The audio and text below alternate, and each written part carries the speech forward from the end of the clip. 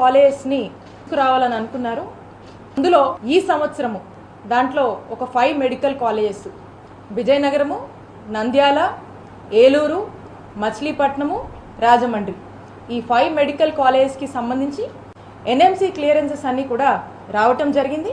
మరి ఈ ఆగస్టు కల్లా కూడా ఈ 5 మెడికల్ కాలేజెస్కి సంబంధించి అడ్మిషన్స్ని చేపట్టి ఖచ్చితంగా సెప్టెంబర్ కల్లా కూడా ఈ అకాడమిక్స్ అన్నీ కూడా మనం ప్రారంభించుకోబోతా ఉన్నాం.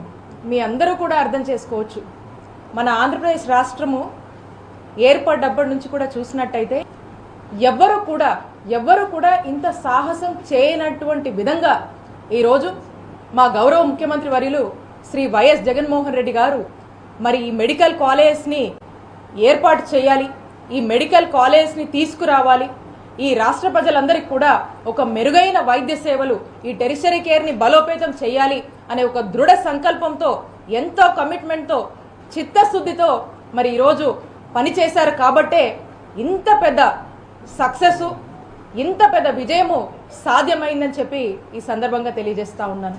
మనం చూసినట్టయితే మన రాష్ట్రంలో 11 ఎగ్జిస్టింగ్ మెడికల్ కాలేజెస్ ఉన్నాయి.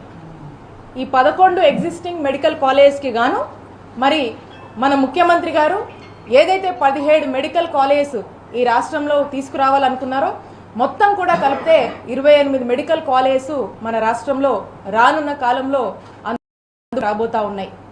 ఈ సందర్భంగా మనం చూసినట్టయితే మన 1920 విశాఖపట్నం ఆంధ్ర మెడికల్ కాలేజ్ ఏర్పాటు చేయడం జరిగింది. 1923లో అంటే ఇప్పుడు సరిగా చూసుకుంటే 2023 అంటే 100 సంవత్సరాలు.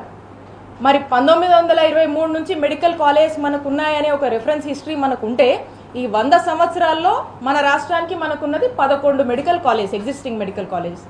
మరి ఇప్పుడు కేవలం ఈ సంవత్సరము మన గౌరవ ముఖ్యమంత్రి వర్యులు శ్రీ వైఎస్ జగన్మోహన్ రెడ్డి గారి పాలనలో 2023లో 5 మెడికల్ కాలేజ్ ఈ రాష్ట్రంలో అందుబాటులోకి రాబోతున్నాయంటే ఇది ఎంత ఘన విజయమో జగనన్న ప్రభుత్వానికి అనేది ప్రతి ఒక్కరూ కూడా ఆలోచన చేయాలి.